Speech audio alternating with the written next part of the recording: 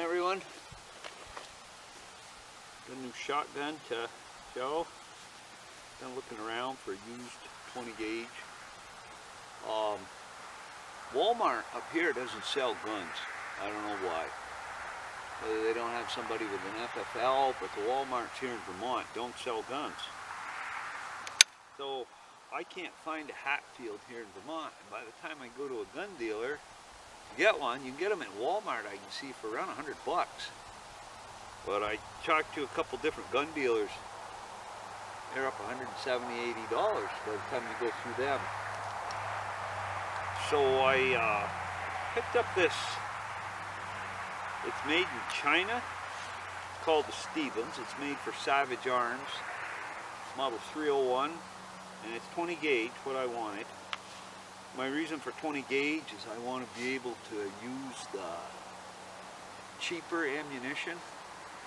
I mean, the 410 is nice, it's light and everything, but then you're stuck up in this part of the country. You're stuck into close to $20 a box, $15, $16 to $20 a box for ammunition. Whereas with this one here, geez, I picked up 100 rounds for 21 bucks of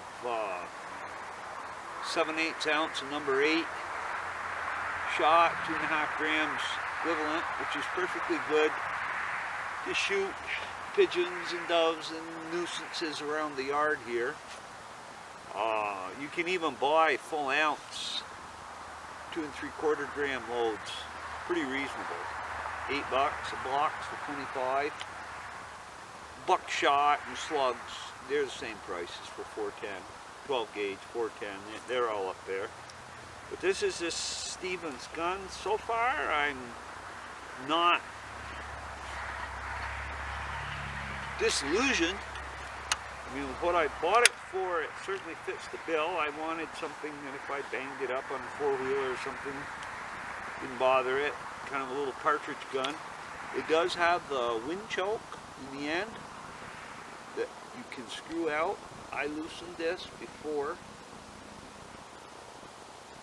and I think it is the Winchester, because I have a Remington 870 in 20 gauge, and the chokes are not the same.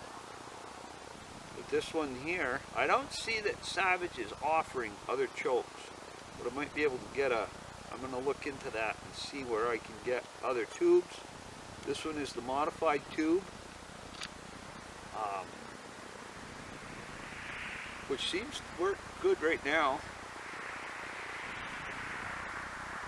It does take a moment to put it back in there.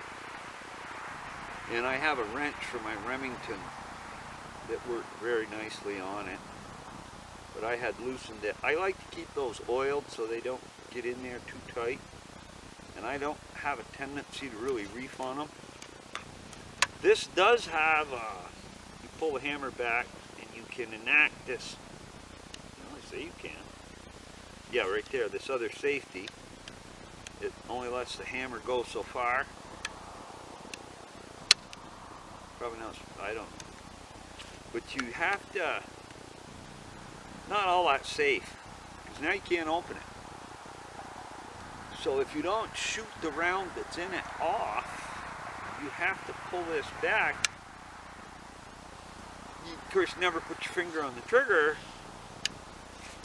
And it is, there is also a safety bar in there that you do have to hold the trigger down for it to fire. But that I'm not impressed with. I'd rather not see that on there at all.